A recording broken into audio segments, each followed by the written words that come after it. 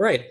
Good afternoon, everyone. My name is Jonah. I'm an associate regional planner here at SCAG, and I am joined by Paul Philly, who is going to be presenting on integrating equity and adaptation into the planning environmental process. This is going to go over the California Emissions Estimator model tool that's been developed. And so just for some quick ordinary housekeeping,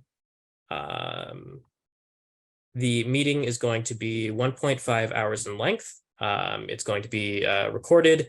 All participant lines are going to be muted. We're going to have a question and answer session at the end. And you'll also be able to receive this recording online through a link as usual. And then please feel free to raise your hand or put your messages into the chat box, and we'll try to answer all of your questions as it goes along. So with that, I'm going to pass it over to Paul to talk about the tool. All right. Thank you so much, Jonah. So we'll start with a little bit about the agenda. It's probably a little weird to have an air district person talking to local jurisdiction planners that you probably know us from our work in telling you not to burn your fireplace or permitting gas stations and dry cleaners. So we'll go a little over about the California Air Pollution Control Officers Association, who created the tool, the emissions estimator model, and the handbook. And then we'll start diving into how to integrate adaptation and health and equity, either using these tools or coming up with your own. I think it's a little bit about how we really thought about trying to do those pieces in our processes. And I think there's potential lessons that you can take for your own processes. And we'll finish it up with advice for local jurisdictions. And then we can actually open up the tool, play with it, ask some questions, and have hopefully an informative and fun time. A little bit about myself. I am a program supervisor for the CEQA and land use section at the Sac Metro Air District. We cover about 1.5 million breathers and work with the local development community and our local jurisdictions in their CEQA processes. So making sure that they comply with CEQA, but also working on design and policy and other aspects. I do have a bit of Southland experience. I got my master's degree in urban planning from UCLA, and big shout out to Santa Monica, where I did my internship. So the California Air Pollution Control Officers Association is actually a group of the 35 air districts. It's a mutual benefit nonprofit, so that's a 501c6. The largest one, of course, is South Coast, which covers something like 17 million Californians, but also Ventura, Imperial, and Mojave Desert. The main purpose of it is to coordinate best practices in advocacy, and also does planning research and information. So it's a resource for the air districts, but also a tool of the air districts. So with respect to, again, why? All of the air districts have their own special little authorities granted to them from the state government, generally based on the challenges of each individual basin. So the South Coast Air Basin is going to have different pollution problems than the Inland Empire versus the High Desert versus the Central Valley. And so at least for my specific air district, we were told by the legislature to try to reduce or mitigate population growth, increased vehicle mileage, and other new sources of emissions, and have greater coordination between land use and transportation planning.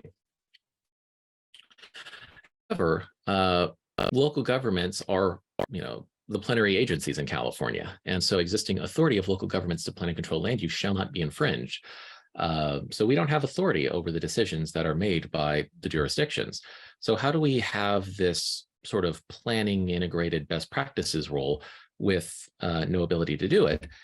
And the answer is sort of two. One is to use CEQA and the Governor's Office of Planning and Research, or OPR, who sets out the guidelines, basically asks that lead agencies look to technical thresholds of regulatory agencies, such as an air quality management district, when setting it. So a lot of your thresholds are taken from the substantial evidence that's put together by the air districts. We can look at inventories, figure out how much is going to come from new growth and development, establish thresholds of significance, and then try to mitigate those as best as possible.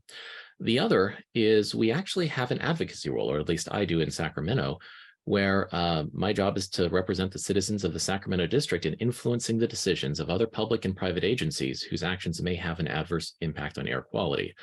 So yes, my mother can proudly say her son is a 40-year-old influencer, but we do go out and work with developers, agencies, community groups to make sure that streets are safe, that building decarbonization is happening, and to really advocate for the policies and the densities and the planning practices that will help get California to where it needs to be and make sure that our air basin will get to where it needs to be. So that's partly a big reason why I'm talking to you today.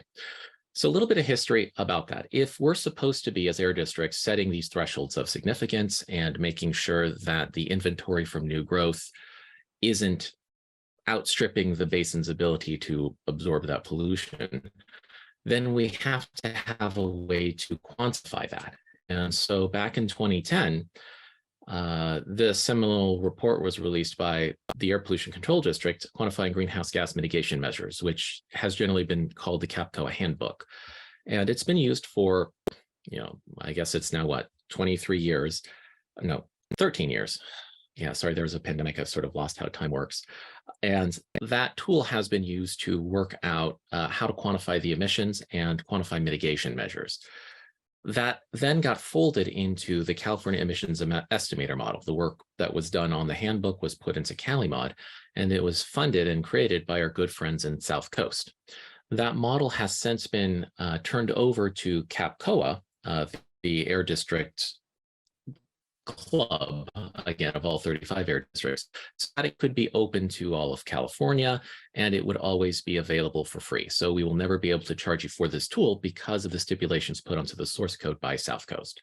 So this is open, free for everyone to use. Now, in the intervening years, substantial incidents, old skid scale. So an example is one of the mitigation measures is neighborhood electric vehicles. And in 2020, we have actual electric vehicles, right? And scooters and micromobility and eliminating natural gas and building electrification. So there's all these new different ways of thinking about it, and the paradigms have changed. And because of the SB1 adaptation tax, the car tax, there was funding available so that we could do a massive overhaul of the handbook and the California Emissions Estimator model. We got everybody on board. We got all the lawyers to sign all the documents, and we began development with our consultants and our steering committee all in March 2020. So that was a very interesting time to be doing this project.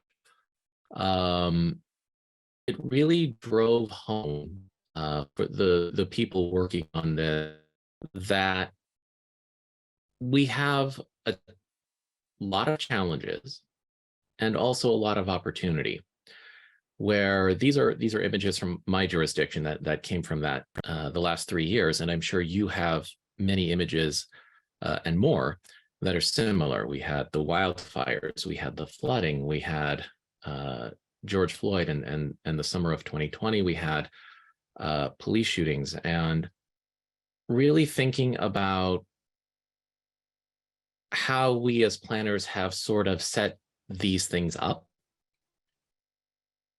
how we as planners can start to really think about addressing these crises that we're all coming together.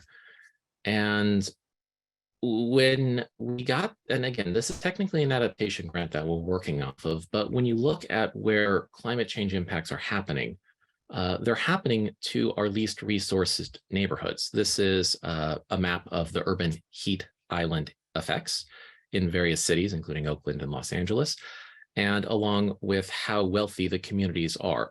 And all across the country, it's the poorer neighborhoods that are built in the neighborhoods with greatest environmental risk, with greatest deteriorating air quality, with risk of flooding, wildfire, sea level rise, air pollution.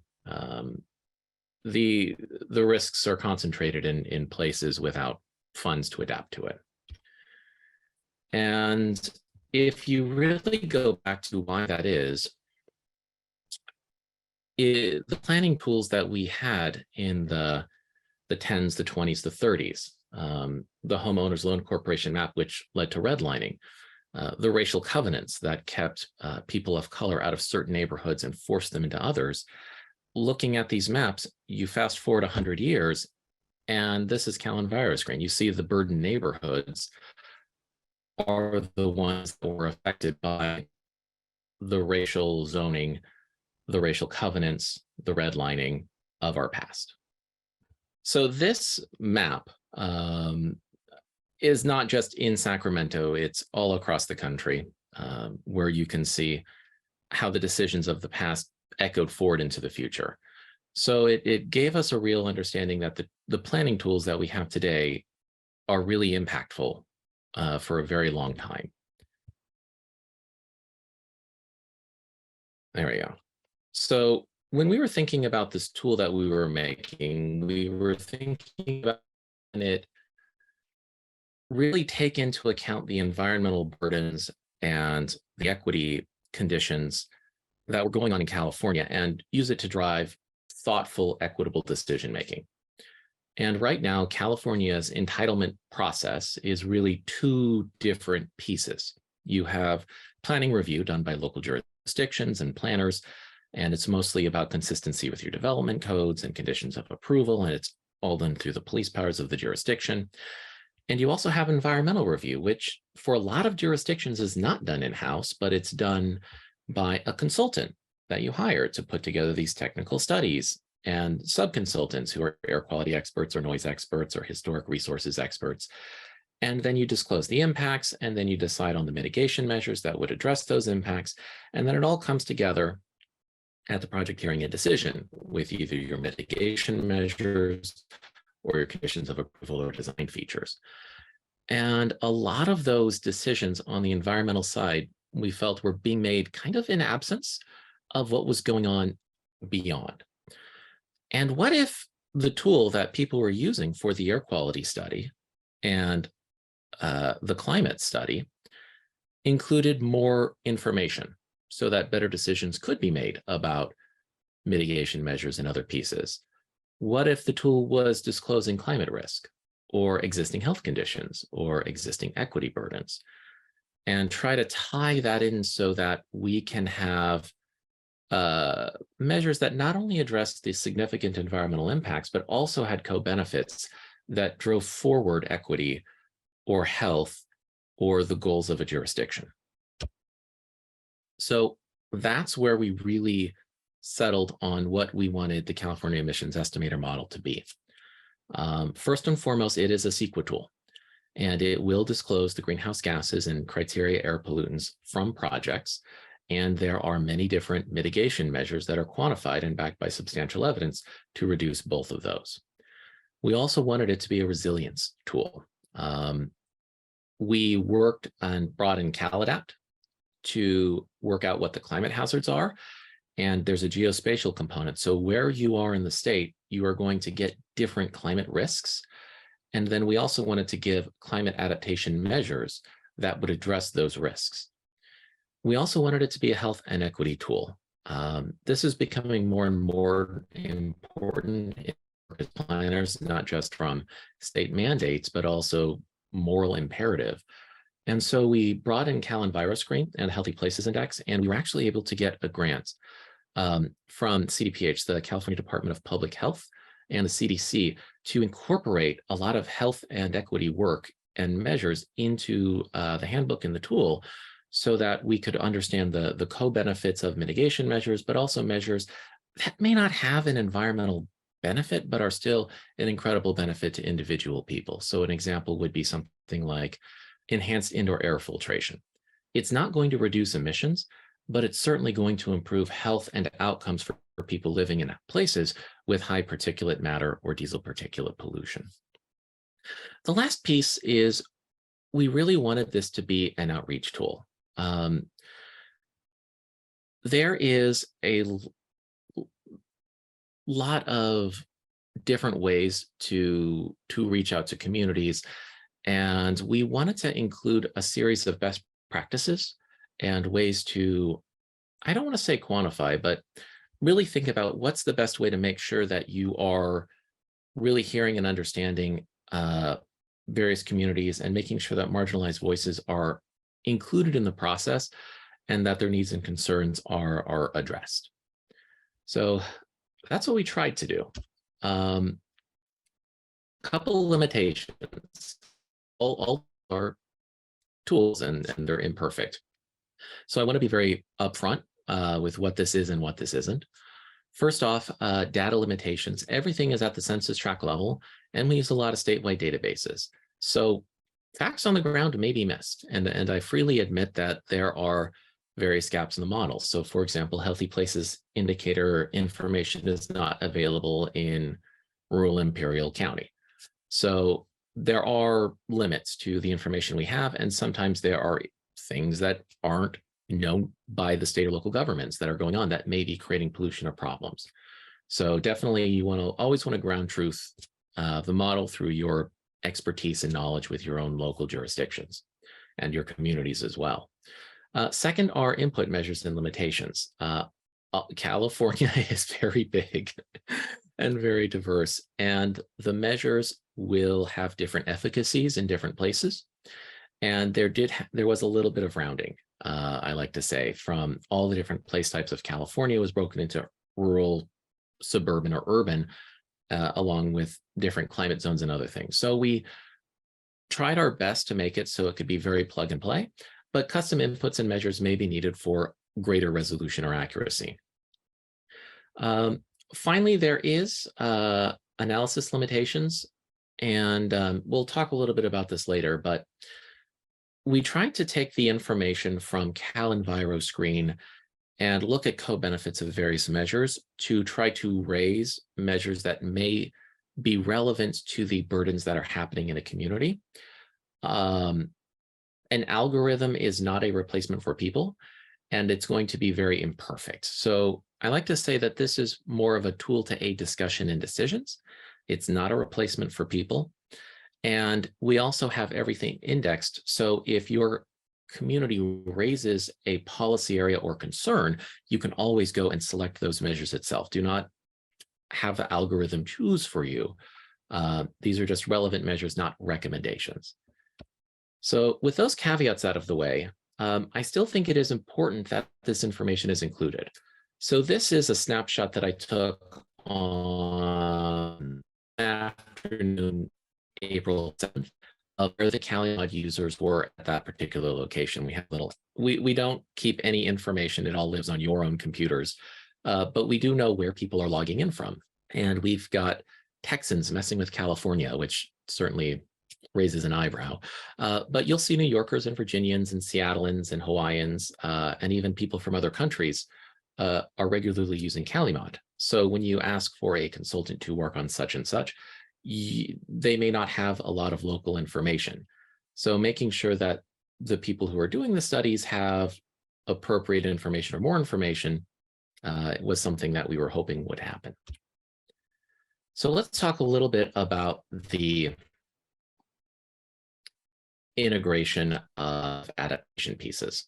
So I'm not sure if you guys are familiar with CalAdapt, but CalAdapt was put together by the state of California, and it has a lot of information about risk happening in California, from wildfires to snow loss, drought, extreme heat, precipitation.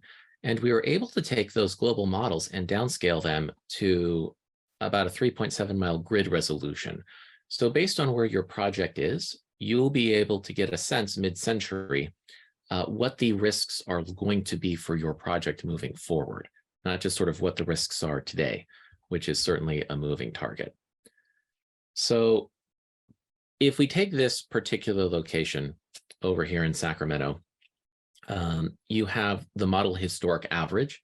So for days above 100 degrees, we have average 13 days a year right now. Mid-century, I'm looking at 44 days a year over 100 degrees. And then end of century, I'm looking at 67 days a year. In other words, I am moving to Tucson without packing my bags. That is really going to impact the types of trees that I should be planting to fight the heat island effect, because they're going to have to be able to stand up to the droughts and the heats and the other things. So really understanding that and making good choices is something that we wanted to include in the model and also raise awareness of, so that we can remember that all of our projects exist in the future. So we need to certainly be planning for the future conditions that are happening. Here is another example. I wanted to give you something local. This is a theoretical project in Big Bear. So they're going to be looking at 38.65 days of extreme heat, and this is a mid-century projection. You could also see that there's also going to be wildfire risk, but they don't have to worry too much about sea level rise up in Big Bear. So with that knowledge, you may be building future projects in this area differently than you may have built them in the past. So it's going to be hot, or it's going to be droughtful, or it's going to have extreme precipitation. It's really not enough to do that piece. We also wanted to have the model think about the sensitivity. So there are different projects that are going to be more affected by exposure. So the example I like to talk about, having grown up in Bakersfield, is it's a beautiful spring day and you're going to go down the slide. And that slide is going to burn every last piece of skin on you if you are not careful. Schools and children are very susceptible to extreme heat, whereas an air-conditioned office may not be as sensitive to a very hot day. So you combine the exposure that you're going to see, and you get that from CalAdapt, to the sensitivity, which is based on your land uses and knowledge of the project and area, to come up with a potential impact. You then have to think about the adaptive capacity. There are some places that are able to better withstand the different potential impacts. So a good example is wildfire smoke is a climate risk that I face here in the Sacramento Valley. But I have a MERV 16 air filter. So whenever that happens, I just turn on my air conditioner and breathe clean air. That is not available to everybody because they may have a swamp cooler, or they may not have as good sealants and insulation. So, or you might have an outdoor use like a beer garden. Can't have any, they basically have to close or just deal with a wildfire smoke event. They quit doing Ironman up in Tahoe because they couldn't adapt to wildfire events that kept happening up there. So once you get a sense of your adaptive capacity and your potential impact, you then get your vulnerability. And then places with high vulnerability, you may want to reconsider your project or include different aspects to the project. I think a good local example for us is a new hospital is getting built in an area that's very prone to flooding.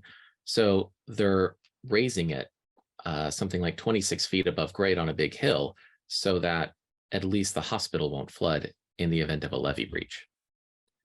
You take this and you have your vulnerability scores, and based on that, you can then prioritize your impacts and mitigations. This is an example of what the model returns for extreme flooding for a local project, where they had the exposure score, the sensitivity score, the adaptive capacity of the project, get your vulnerability score, and then you can select various measures, and based on the efficacy of those measures, you then get your new vulnerability. So for this one, upgrading the wastewater systems and then really getting good runoff from the project was enough to get it so that the vulnerability of the project was low. We also include these things called co-benefits, which is if you incorporate these measures, you're also getting enhanced energy security, improved air quality, ecosystem health, public health, social equity, and water conservation, to help, again, think about different priorities and all the impacts, good and bad, of our different actions and decisions. So now I want to talk a little bit about incorporating health and equity. And this is something that we definitely spend a lot of time thinking about. And one is from the California Health and Safety Code. And this is, I am a creature of health and safety code, so it's generally where I like to look. But they define equity as efforts to ensure that all people have full and equal access to opportunities that enable them to lead healthy lives. The other one that I liked that we used was from the Government Alliance on Race and Equity, which is when race can no longer be used to predict life outcomes and outcomes for all groups are improved. So those are the two lenses that we really used when we were thinking about putting this model together. And something that we also really heard from our outreach when we were doing this work is that equity is an outcome and a process. So in the handbook and in the model, we broke up the equity pieces into different groups. There is 6 groups that are outcome focused, where if you do a thing, there should be some sort of benefit to the community. And that's construction equity, public health, inclusive economics and prosperity, inclusive communities, anti-displacement and housing, and climate resilience. And you'll notice that over the pre-planning, planning, construction, and operations phases, you would incorporate these at different time based on where the project was. The other 3 buckets were the process measures, and those happen throughout the project to make sure that you continue to have community-centered development, inclusive engagement, and very important, accountability, so that you can be sure that the promises that are made get followed through and continue forward. So let's talk a little bit about where the health and equity module come from. So the adaptation module came from CalAdapt. We borrowed from CalEnviroscreen and Healthy Places Index. And big shout out to the public health officers of Southern California for putting that together. CalEnviroscreen, you're probably very familiar with it because so much of grant funding and other state programs are tied to it. But it's based on 2 buckets. One is exposure burden, and one is the population characteristics, and those are equal weighted. And based on, and they also normalize things. So 0 means that you have the least ozone in the state, 100 means your census tract has the most ozone, for example, and 50 means you're about median. Healthy Places Index looked at 23 different social drivers of health and did a weighting based on how it impacts health. So I believe for Healthy Places Index, air pollution is about 5% of health, whereas poverty, access to healthcare, schools, those pieces are also in there. There's also additional information on health outcomes that you can look to see how a census tract is doing in particular. Now, CalEnviroscreen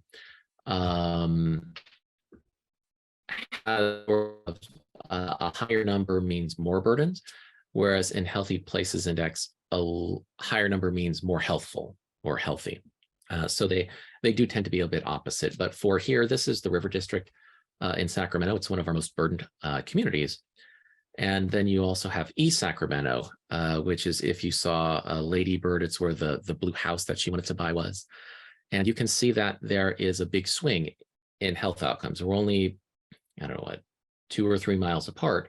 And you have a 20-year swing in life expectancy between one of our more burdened and disadvantaged communities versus one of our more resourced and advantaged communities. So if we take a look at what the individual indicators are, and this is something that you can also pull up in CalEnviroscreen. So if you click on the River District, it brings up all the different indices, and top 90% in the state is the effect indicators. We also have poverty and unemployment, low birth weights, and asthma. And then top 80% is diesel particulate matter, lead risk in the housing, and traffic. Now, the weighting for the way the state does it is health effect indicators are half weighted based on the exposure indicators, since those actually directly impact people, whereas someone may not necessarily be impacted by groundwater pollution. And then once you get that score, you weight it equally with the sensitive populations and socioeconomic factors. Taking these individual indicators, what CalEnviroscreen does is that it runs through its relevant model. And what they do is we take a project's land use subtype. So it could be a bank or retail location or housing. And then all of the measures that would apply to that land use, it then goes through all 257 measures and looks at how relevant it is to any particular indicator. So for example, some of the measures may be very good at reducing diesel particulate matter, whereas that particular measure may not be good at dealing with groundwater contamination. as an example. So everything's given a range of 0 with absolutely no relationship to 3, which is it's probably one of the better things you should be thinking about if that particular indice is a concern for you. We multiply the indicator values by the corresponding measure indicator association score to get a total measure score. So all of the different measures in CaliMod are then compared based on those location-specific information of your individual census tract. And then based on that, it'll then generate a list of relevant measures. So in this particular one, I'm proposing a residential and retail project in the River District. And these are the measures that are most relevant based on the burdens that the community is facing and based on the weighting that the state gave it. So if I'm looking at this, I see that transit-oriented development, affordable market rate housing, residential density, those are things that are addressing housing and poverty, and also the traffic. This is a neighborhood that has lots and lots of vehicles running through it. The construction measure is looking at the diesel particulate matter.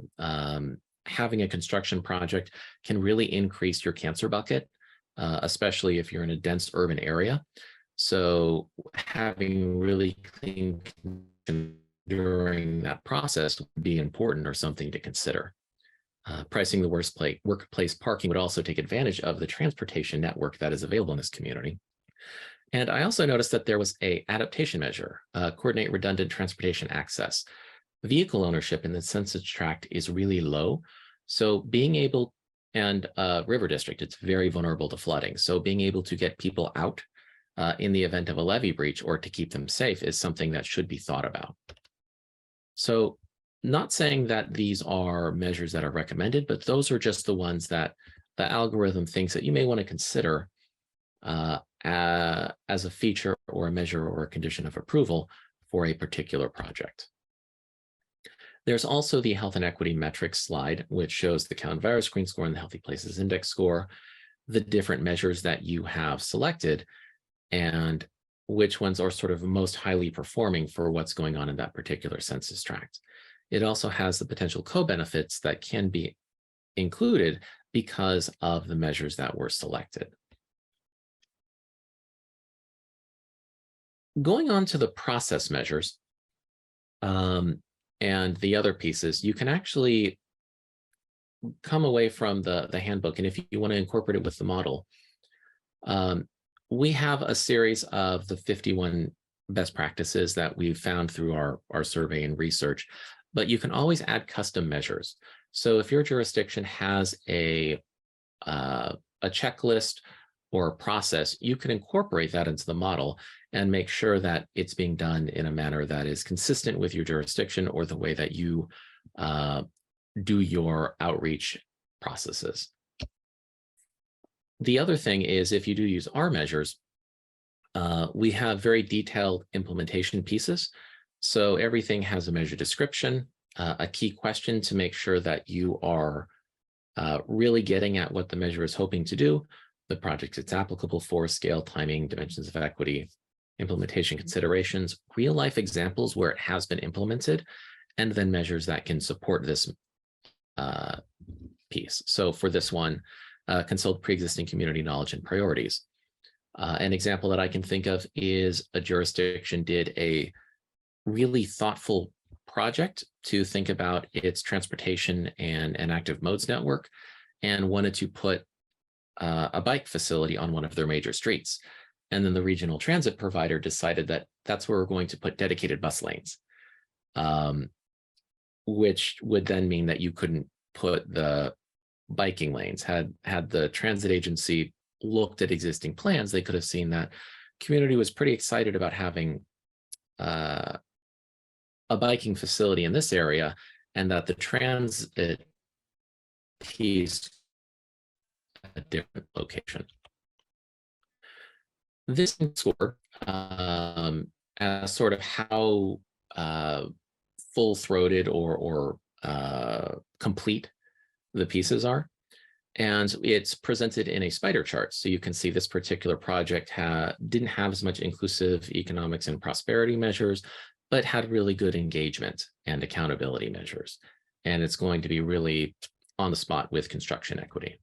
So it's a way to get a sense of the places where the project is spending its time and energy on the different measures. The other thing I want to talk about sort of beyond the algorithm is local tools used by jurisdictions or community groups. So let's say that food justice and access is something that's a priority for a advocacy group or community group or developer or a local jurisdiction. There are ways that you can go about finding measures that would help bolster that. One is using Appendix E of the handbook. It lists everything by various topic areas. So Chapter 3 is the measures that have greenhouse gas reductions. Chapter 4 are the adaptation measures. And then Chapter 5 are the health and equity measures. So if you needed to get additional reductions for a project and you wanted to do that in an area that had food justice and access, you would use S3, N3, N5, and N6. We also have a searchable database on the website where you can search for food justice and access, and it will bring up this same list. And you can click and then download the individual measures, what it takes to implement them, and what the effects of those measures would be. So we really try to find ways to get the information to you, either through the algorithm or through a database or through a good old-fashioned PDF. So this is the part where we get to talk a little bit about advice for you. Most of you are probably not going to be running CaliMod. You're going to be either having your environmental team do it or your consultant do it. And so what you can do is you can actually ask for relevant reports. So you can ask for the climate risk detailed report as part of the CaliMod outputs. What are the climate hazards that we can expect from this area? And you can have them run through the worksheets and devise ways to help bolster the adaptation or health and equity of a particular place. You also don't have to do all the emissions calculations, and we'll get into this later in the presentation, but I've sat down with some jurisdictional planners, and we start sort of running through the model and looking at CalAdapt and looking at CalEnviroScreen and Healthy Places Index. And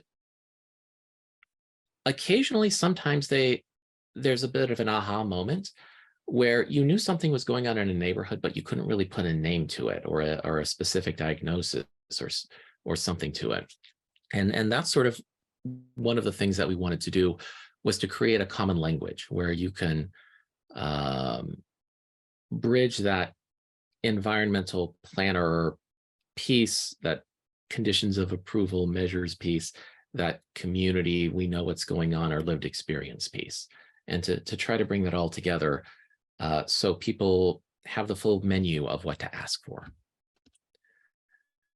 The other thing is thinking about the different indicators of the project areas.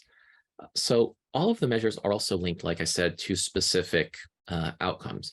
So if you have a census tract with a lot of low birth weight infants, you can dial that up and look at different measures. And maybe you take that to policymakers and we talk about, we think that if we incorporate this into a specific plan or incorporate this into a general plan, because the model can be used at a plan level or at a project level, we can start to maybe think about alleviating some of the burden and hopefully turn the tide on this particular thing. I don't think CEQA project mitigation is going to fix poverty, but it certainly can try to make the future projects more inclusive or make the future projects more sensitive to its existing condition and help start to address some of those. The other one is really thinking about outreach and engagement process. So I am a somewhat sophisticated resident, and a lot of the outreach that is done by my jurisdiction usually involves this. I mean, you even have a person with a clipboard or in the background. And so you have to have a level of there is a definitely bar to entry oftentimes. And when you get in front of a hearing board, the project's almost always baked anyways, even if everybody knows that it could be better or should have been better. So thinking about ways to make it so people don't need to go to hearings, and that's often what I say is, if I don't have to go to the hearing, it's a success, because the issues could have been were addressed in the pre-planning process or the design process or the environmental commenting process. When I have to go to a hearing, it's because something has gone wrong. And it's really hard for people to do that. And oftentimes people don't know about a project until they get the mailer for it. And that's not a good way to run our jurisdictions. I mean, actually, there's a really good example of this, Reedy Creek. I mean, the state of Florida had no idea that the development agreement went through, but it was duly noticed in the Orlando Sentinel. The other thing is, and this is often missed, is your construction practices. If we're going to do an active modes project or something, the first thing we do is we close the bike lane. And there's actually a light rail station at the end of the street. And one of the reasons why I always fight for separated sidewalks isn't so much to separate people from the traffic, but it's because it actually gives us a place to put the roadwork signs that doesn't either block the sidewalk or block the bike lane. And there's just a lot of times when the project plan is, we're going to close the sidewalk and that's that. You know, we'll make kids merge into the fast lane on their bikes when they're going to school. Being very thoughtful about all the aspects of the project from inception to completion and then beyond. Implementation and operations is something that's very important, especially when we rely on private sector or private open space, as we sometimes have to do. So this is an example that I like to use. You've got that white line going under the road is the major bike trail. And then you see the desire path that connects the two cul-de-sacs so that people can get from the neighborhood to the bus stop that's on that bridge over the bike trail. So the planners put in this subdivision, right? Good infill. We've got a nice path that takes people straight to the bus stop, looking really good. But we forgot to incorporate or enforce an easement so that people can use it. And so the new desire trail goes from the bike path tunnel up to the bus stop through the weeds, because we forget to include accessibility in our plans and access in our plans. Here's another one of my favorite ones, and this is whenever you have agencies or other jurisdictions. We always, well, I don't want to generalize, but I have found, at least in my experience, that seams are places where we drop the ball in our borders between our communities or our borders between our departments. You can see on the right, we have a class 1 bike path, and on the left, you have the light rail station and 8 bus lines. And when this area is going to develop, we're going to extend that bike path through to the light rail station, right? Well, no, the Department of Utilities needs a new water tower. They don't have to route their plans to planning. They can do whatever. And so now we have a water tower, and you can see the new desire path in the bottom screen, just sort of running around the water tower.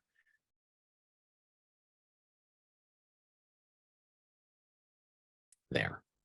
So Appendix G, there's actually a question in this that says, are you messing up other people's plans? Are you impeding an air quality or transportation plan?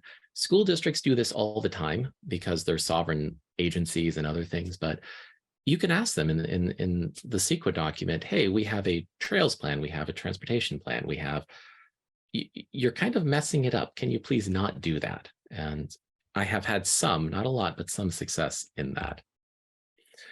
So we are at about 5 minutes left.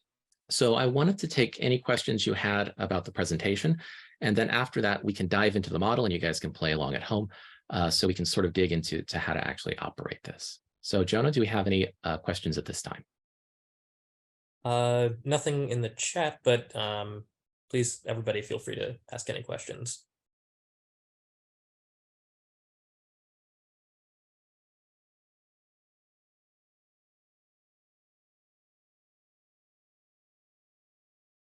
We have a question asking, was this tool based on any others?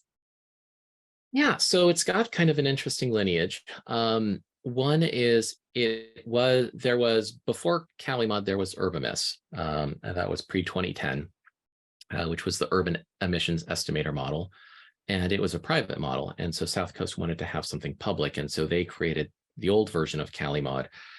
And then we built on the source code and then put it on the web and tried to make it a bit more easy and accessible, which is now the web-based version of CaliMod, or version 2022. We also tried to pull in existing tools that were around and available, but people didn't go to. So CalEnviroscreen and CalAdapt and Healthy Places Index provided a lot of good information. And so to integrate them into the model, we felt like everybody has to use CaliMod for the air quality piece and the climate studies.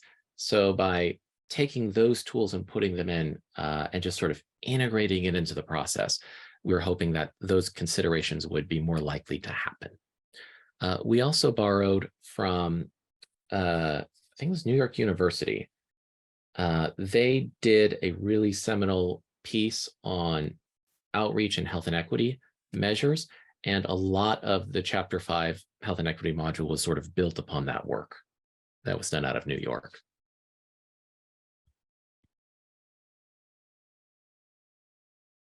All right, I'm going to go ahead and jump into. We have one more question. Has there been any CEQA instances and equity-related info into CEQA? Has there been equity? So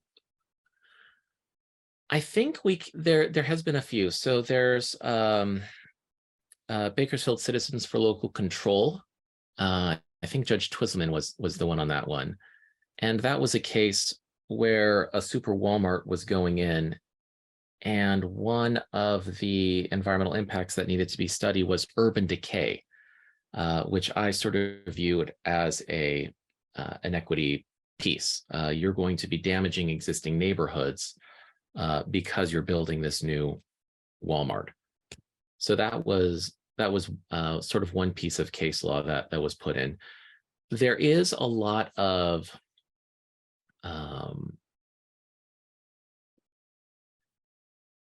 it's very interesting because the tool is really trying to get addressing of existing conditions, which is not allowed in CEQA, but it's certainly not, but you can certainly consider it as a local agency.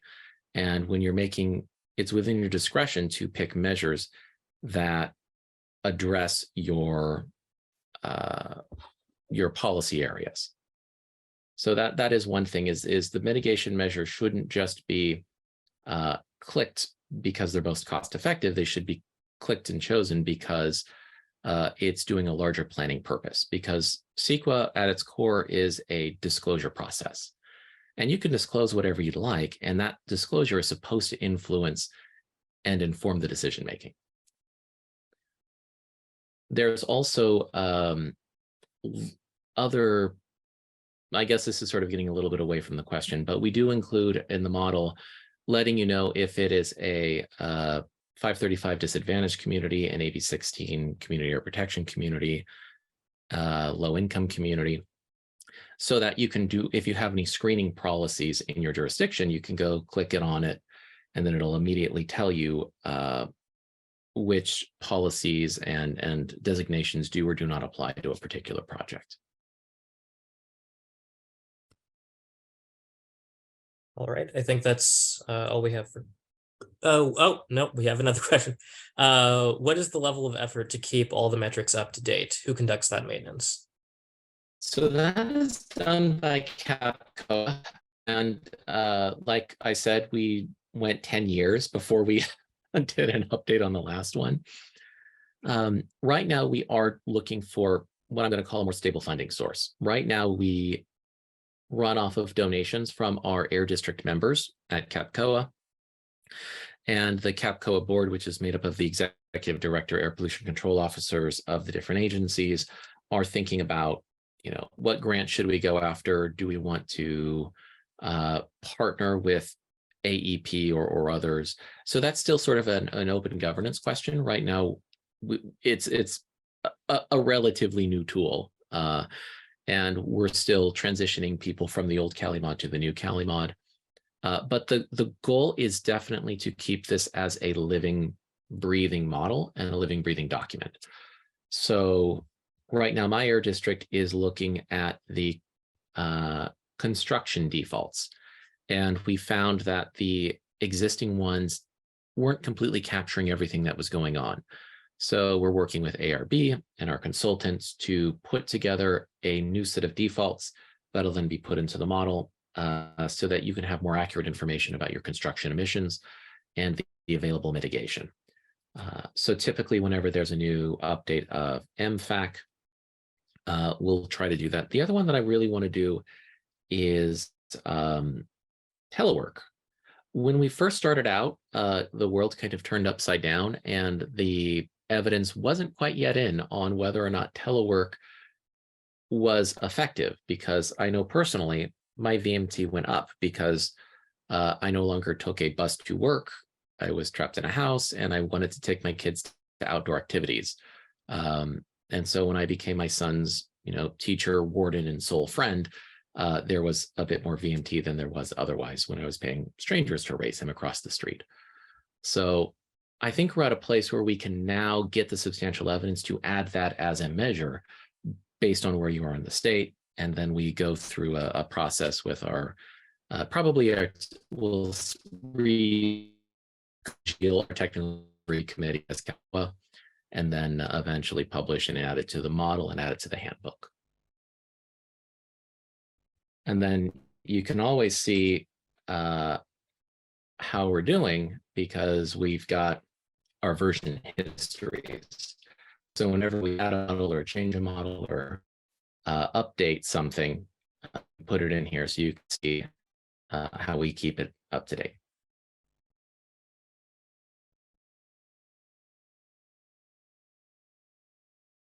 Any more questions, Jonah? No, that's it for questions. So I think we can jump into the tool. All right. So if you want to play along at home, go to calimod.com, and that'll take you to this page. You can either start a new project, or if you'd like, you can download our demonstration project. And you do that by going to over on this left side. You've got all the different gadgets and gizmos. Is this coming through okay, Jonah? Like you're able to follow? Okay, fantastic. So if you click on user guide, and then user guide again. I'm trying to remember where we keep the, it's under tutorials. That's right, my apologies. If you click on the video tutorials, you can download the sample project that I'm going to be using here.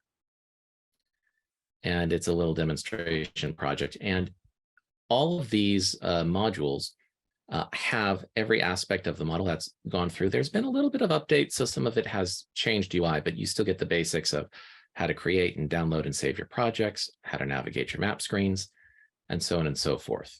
The last little bits are live trainings that we've done where we just run through the models. So if you think that you didn't get what you wanted out of this one, you can certainly go here and see the people I paid to do it, who do it much better than I do, as it were. So once you download it, it should be a JSON.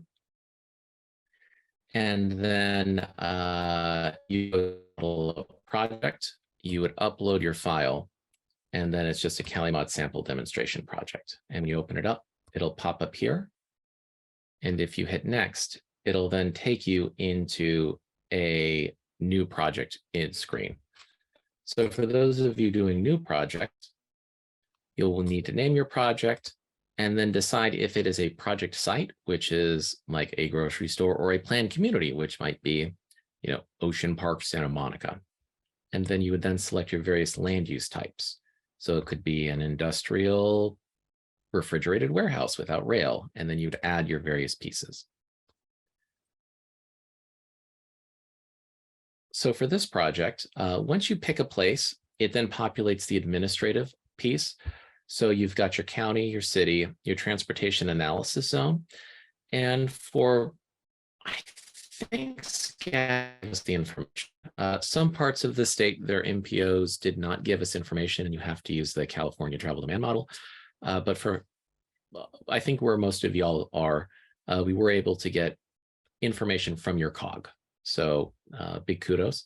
You then have the locational context, which will let you know what measures are available. So for example, if you're rural, you probably won't have like an option for transit-oriented development. The air basin, the air district, and then your gas and electric utility. Moving on then, you can look at the climate hazards. And so this particular one has extreme heat, precipitation, not a lot of sea level rise or wildfire risk in downtown Sacramento. And then based on those hazards, you can then quickly look at and select any hazards you may feel is appropriate. The next screen is the health and equity screen. So you have our screen scores, the Healthy Places Index scores. This one is a disadvantaged community, it's low income community, and it's not in a community air protection community. The relevant measures, again, uses that algorithm that looks at the Cal-Enviro screen indicator burdens and the various measures to see which ones are most relevant. So for a project that's sort of this mixed use residential commercial project, TOD in downtown Sacramento makes a lot of sense. There's a lot of diesel particulate pollution down there, so that's why clean construction equipment was at the top. Trip reduction program, more construction measures, and you can just get a sense of the different burdens and pieces that may be most appropriate for this area. You can also click to see the individual indicators to see sort of what's driving those decisions. So diesel particulate matter, a lot of environmental effect indicators, and asthma, which is just all over the Central Valley. The Healthy Places Index scores are also really useful, I find. So auto access, for example, is really, really low in this community. So I would want to think about making sure that the project had bike rooms, that the project had good access to a bus stop or a transit facility. And because downtown Sacramento can go underwater pretty quickly, making sure that there is sufficient place for evacuation or an extra floor to keep above the floodwaters. And all of these different pieces can help you get a little bit of information about the community that you're working with if you don't happen to already know this information.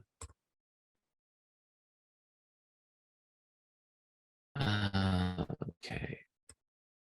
Moving on, what kind of information do you want CaliMod to start crunching? So you can set a lead agency, which would be the city of Sacramento. The locational context will inform what kind of transportation measures would be allowed and how much they would be worth. Places with lots of transit and urban are going to have more, those measures will be more efficacious than a suburban or rural location. You do have to be, again, careful about the scenes. So for example, downtown Pismo Beach is considered rural, whereas if you go down to the other 5 cities, they're considered suburban. And that's just because the way the census tract was drawn, it scoops up Pismo and then goes up into the hills. So you would want to do a default override if you were doing something next to Splash Cafe to probably suburban, which is more reflective of its actual context. So that's something to keep in mind, is that all of these can be overridden. And whenever you do, you get a justification box, and then you would just type in why you made the change.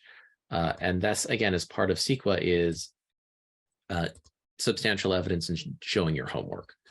You can also just run this as an adaptation or equity tool. So if you're not really interested in how many pounds per day the project is going to generate, you can shut it off or you can leave it on.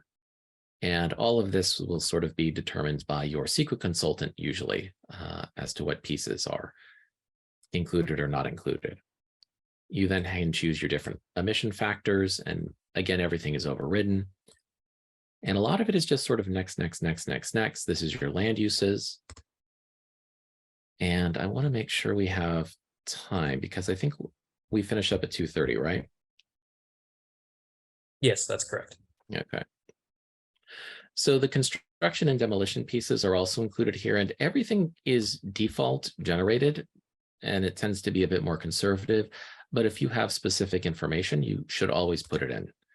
And you've got your different phasing included, so you can know when the community is going to be impacted. So if you are getting this report as a jurisdictional planner, you can ask for the JSON and then go look at the construction schedule. And that'll give you some information as to how long the neighborhood is going to have to deal with dust or noise. And it can also drive some interesting conversations. I believe Beverly Hills ended up just shutting down Wilshire Boulevard during the pandemic because it would be less disruptful to just build the subway station all at once than to do all the weekend closures. So being able to have those options and alternatives to talk to a community is a good practice for engagement, but it also impacts the environmental pieces as well. So again, the whole idea is to have this information inform you and inform the community, and then have the community and you inform the environmental reports. And then you can talk about how you do your phasing, any demolition that you're including, the vendor trips. You know, how often are people going to be coming and dropping off things? You know, porta potty deliveries, food trucks, all of that is considered and captured. Architectural coatings as well. It sees. Well, not so much where you guys are. You guys got really good rules. So moving on, you can see that there is a lot of information that's included. And so that's often why you will be getting a consultant out of Virginia putting these together, because you get these highly specialized consultants. And sometimes your air district will review this, or your environmental people will review this. Yeah, it doesn't really snow in Sacramento, so we don't have to worry about snow blowers. But this is also, I think, sort of an important piece of demystifying, is just sort of really understanding all the different pieces. You also have sequestration and land use change. So if you've got a greenfield development that's getting converted to something else, you can also capture that in this tool, along with planting trees. So a lot of urban greening is now being considered as a mitigation measure, especially neighborhoods that don't have a lot of access to greenery. So you can look at the planting of trees and then claim credit for the sequestered carbon in those trees. The climate risk module, so all of that was emissions, which again, you can turn off and just go by. Climate risk, I actually don't let you turn it off. And because it is an adaptation planning grant, and health and equity, I don't let you turn off because again, it is we received a grant from California Department of Public Health. So you can sort of uncheck all of these and just go through, but I kind of want you to feel bad for that 15 seconds while you're doing that. But based on where we are, these are the different adaptation and climate challenges that the project could be facing. So going through it, you can see that I've already sort of pre-scored this, but it asks a series of questions that you can consider when you are trying to get an understanding of what the risk of a project is. So for flooding, it asks questions based on FEMA maps about flooding in the past. Has it experienced these issues? And then based on those questions, you are given a score, which you can then change if you have more specific information that was outside of the scope of these questions. Again, we're trying to keep it somewhat general for a statewide audience, but based on the project's location and based on the answers to these questions, we can get a general sense of the risks associated with the various projects.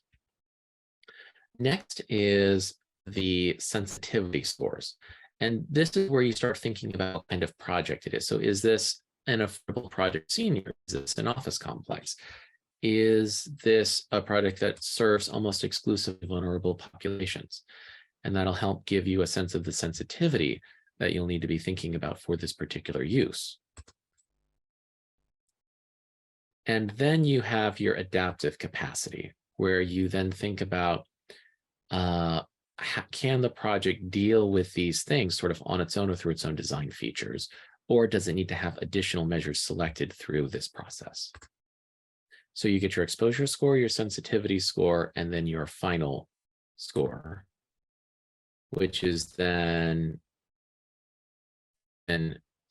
so right now, extreme precipitation is the biggest particular threat for the project. So based on those, we're going to look at the hazards associated with these and then select some measures. Oops. Okay,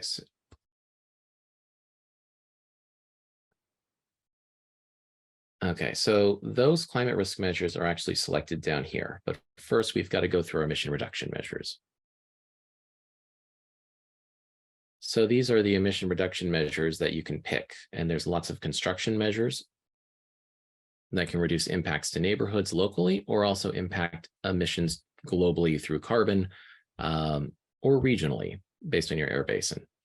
Then you have all the other different measures that you can pick. So this one has end of trip bicycle facilities. And if you click on this, it gives you a fact sheet, which shows exactly how much emissions you can expect, the co-benefits, what it would take to implement the measure, and then the health and equity considerations and climate resilience pieces associated with that particular measure. And then it asks for information needed for the quantification of the measure. And all of that, of course, is backed by substantial evidence, exceeding Title 24. Various water measures as well are included. Waste measures, all the different sectors are included.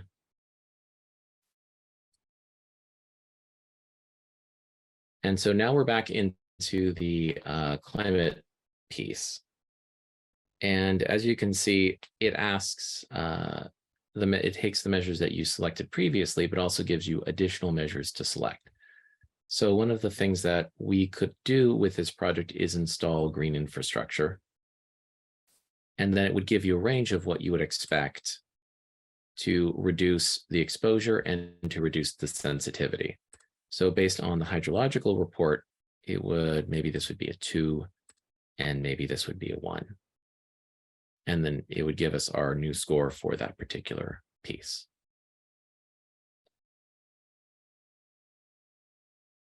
And then the air filters is also one that we've been seeing a lot of.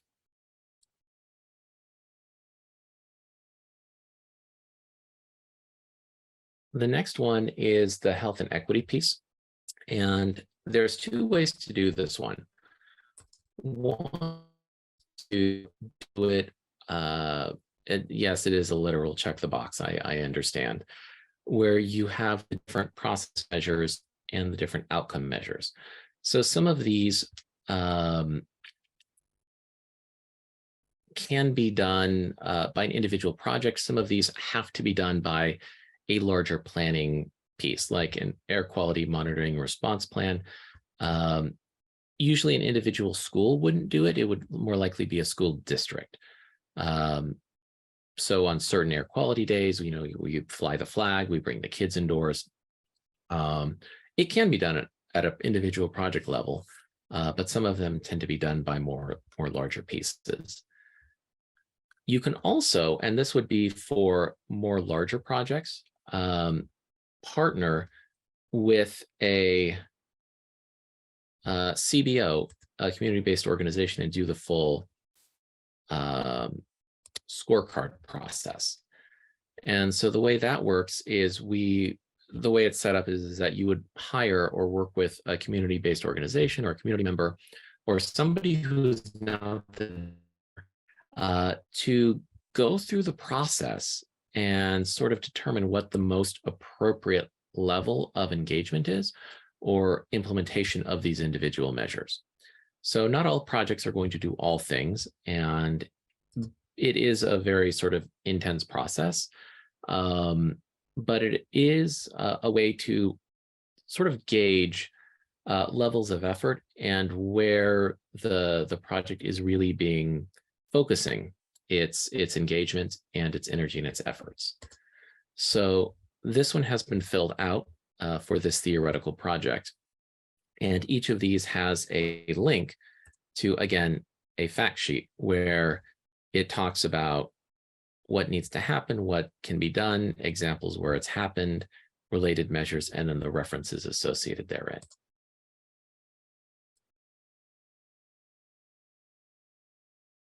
So the last couple pieces is the results stage. And this is when all the information is calced. And it starts with construction. And for this particular project, you can see the construction thresholds that were set. You can see where there's been exceedances. And then when the mitigation was applied, it reduced it to below a significance threshold. You can also look at the construction timeline to see when emissions are happening and what phases are. So this is where, if you're popping a threshold, what you could do is maybe stretch out your construction schedule or stop stacking phases or pick additional measures. So the one that had the most concern, it looked like, was NOx. So we can click on that. And then this is the emissions schedule for NOx. And this is where it exceeded the threshold. And then if we look at its mitigated, so with these dials, you can go back and forth selecting different measures to see where you are and to try to reduce emissions, or think about it from a timing perspective. When school is out of session, maybe that's when you want to do some more intensive construction work, which is during the construction season anyways. There's also the operations piece, and this is the same card, but looking at it from a perspective of the operations. So this project is below thresholds, a lot of CO, and then you can look at most of it seems to be generated from the mobile exhaust, off-road equipment, and then natural gas. This is what's generating the NOx. These are the NOx reduction measures that are most effective. And then you can also get additional strategies if you're trying to reduce NOx for this particular project. You can also look at the health and equity score sheet. So Healthy Places Index versus the Callan Virus Screen scores. The measures that were most relevant, but you can also see all of them that were selected. And then you have the co-benefits associated with the measures that have been selected, followed by your weighted score, your spider chart showing where the different pieces are from, and then the level of award. We were originally going to do bronze, silver, and gold, but CDPH objected because of mining. So we ended up going with acorn, sprout, seedling, sapling, and heritage oak. Okay. And then, of course, your climate risk. And so you can look at the different threats to the project, which measures are doing the most lifting, and then co-benefits from the measures associated therein. And then if you really wanted to, and we were really interested in transparency of the model, so you can actually click on any of these numbers and it tells you exactly what the emission factors was, the formula, and what's driving the emissions. So if something seems high or off, you can always go into here and get a sense of, oh, maybe if we just change this piece of equipment to this, we can get to where we need to be. And same for the operations. Last little bit is the report. And if you do the full detailed report and you filled everything out, it gives you a lot of information. These are AB 434 compliant, so you can just download them as a PDF and stick them in your EIR and get you everything that you need. But it has everything about the project. Well, not everything.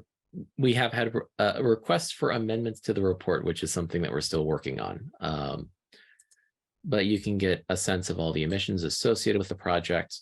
to really see if the decisions you made helped or didn't help. And then going down to the bottoms, you've got your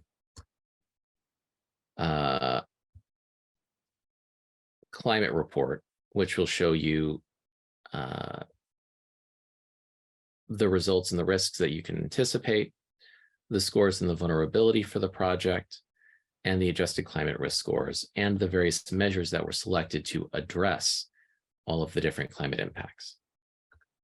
There's also the Cal Virus Screen scores and the Healthy Places scores that you can take a look at and disclose as part of the report as well.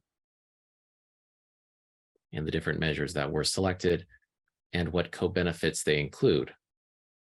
So ensuring active modes access during construction benefits. So last couple things, and I want to have time left for questions, this is the handbook. If you go here, everything that we've been talking about is in here. Chapters 1 and 2 sort of sets up the framing of what we were trying to do, really talks about the goal of this to really foster integrated planning in California, where we're thinking about policy goals, mitigation, adaptation, health inequity. 3 is the reduction chapter for emissions. 4 is the climate chapter for adaptation. 5 is the health inequity chapter. And then 6 is just additional resources and laws and other things. The appendix that I like the most is the measures index, which tabs each of the different pieces to basically the big crosswalk of how to find things.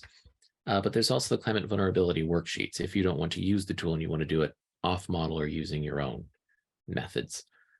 And then the other one, of course, is the measures database. So if you're very interested in asthma, you can take a look, and these are all of the measures that can reduce asthma. And there's 75 of them that specifically would help reduce those triggers that could be occurring in your neighborhoods. And then if you wanted to add things that are just applicable at a project site from the construction sector. Oops. I guess there's nothing. Let's unclick that. Interesting.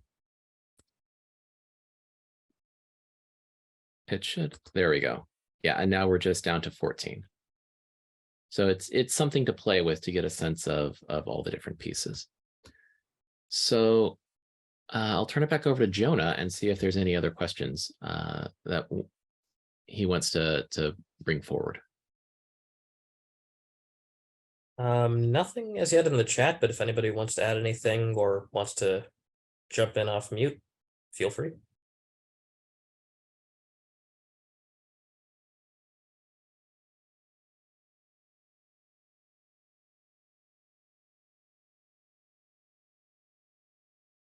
We have a question. Can cities require developers to submit this report accompanying their other reports? Yeah. I mean, your cities, you can ask for whatever you want. But yes, it is something that you could have a request. So if you wanted to have a information that to be submitted as part of the process, it is something that you can do.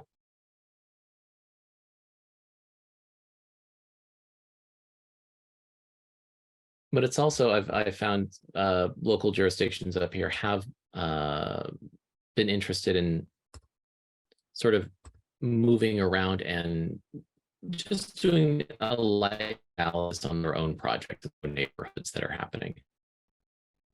Actually, let's do that. Since I used to intern here. What's something that would be fun to build? We'll just do one of those boring mid-rise apartments.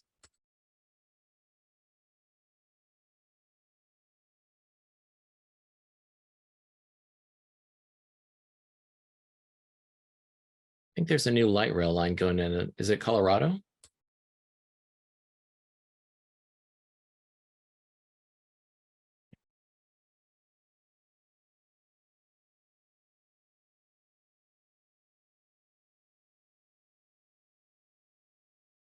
So it looks like it's above any sea level rise concerns, but some extreme heat in the future and some extreme precipitation. Generally healthy community. Actually, not what you would expect. Lots of DPM probably coming from the 10. Bit of toxic releases. Groundwater contamination from its past, along with some hazardous waste generators, I guess because it's in the light industrial area. And housing is the big concern here. I wonder what it's going to be. So this is what it's recommending is TOD, more density, below market housing, clean construction, heat reducing roofs, diesel particulate filters as well, more affordable housing. Does that ring true? Or if there's any Santa Monicans left on the line? It's always good to spot check these things. We have received another question. Oh, okay. Let's do that then. How has this tool been received by elected officials? So in the ones that I've talked to, some are very excited because they view this as a way to get more information and more vocabulary and language. Others, it's just sort of invisible, like most technical tools. You know, you've got the ones that read the whole EIR and have very sophisticated questions about significance, and the others who are not well versed in it. As this tool starts to bleed more over from the realm of the 250 to 300 CEQA practitioners to more of the current planning side, I think there will be more interest from elected officials. But I did have a few meetings with a few council members and supervisors, and they were really excited about the idea that the measures could be done in a way that pushes forward things that they prioritized and things that their communities prioritize. Oftentimes, I know when I'm negotiating an air quality mitigation plan with a developer, there's sort of two ways to do it. One is to be this very neutral. Well, you could, you know, reduce your natural gas use through building electrification, or you could increase your transit and reduce light duty vehicle, or you could build a bike trail. It would, with this tool, we can take a bit more of a, you know, you have all these different ways to hit your target, but this one really addresses the needs of the community most. And I think that's, at the beginning, is going to be sort of its value add. And I think some of the decision makers and elected officials are excited about that. Another one thought that looked easy enough that communities can sort of do their own work with this tool. There are some sophisticated neighborhood groups where they actually read the EIRs and hire lawyers and do that sort of thing. And to be able to bring that level of sort of checking the math to more people was something that excited them.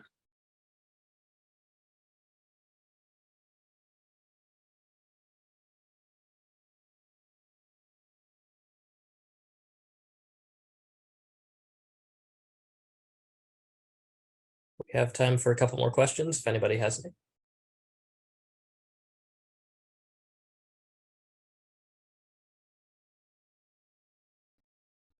All right. Well, then I think that we can end here.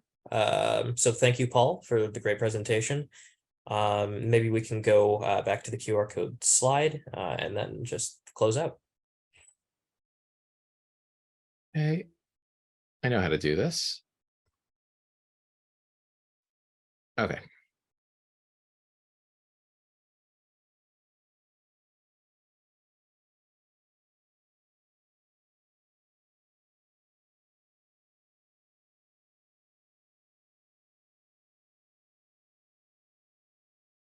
All right. So I think we can end there, but thank you, everybody. And Sorry, we have one last question. Paul, apologies if I missed this. Could this tool be used to quantify the GHG benefits of cool roofs? Sort of. So there's a couple of different theories going on about this. It's a fun emerging area. I like this question. So as part of your Title 24 envelope, you can include cool roof as a feature. And so if you don't want to do just sort of Title 24 or 10% of a Title 24, you can actually parse out the individual pieces, and you can also include the non-Title 24 pieces of the energy as well, like appliances. There's also some sort of emerging theories that cool roofs have climate benefits beyond just the greenhouse gas reductions associated with less cooling within the building envelope. So if we have more albedo, that's the equivalent of X number of greenhouse gases because we're bouncing it back off into space. I don't think we're quite there yet because there are impacts associated with greenhouse gases like ocean acidification that the high albedo wouldn't necessarily have. But then there's also the localized and regional benefits of these cool roof policies. So I know in Sacramento, if we had a couple of cool cities ordinances, we'd get about a 7-degree swing in some neighborhoods on really key days that would see a lot of emission benefits because our peaker plants wouldn't have to come on, and also the greenhouse gas benefits because things don't have to work so hard. Those larger benefits aren't able to be captured at this moment. I think you could probably do it as part of a plan measure and then calc it out as sort of a miscellaneous measure if you want to try to capture those benefits.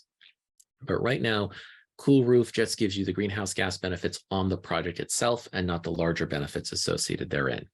But it is also talked about as a climate adaptation benefit, but is sort of unquantified. Does that get your question?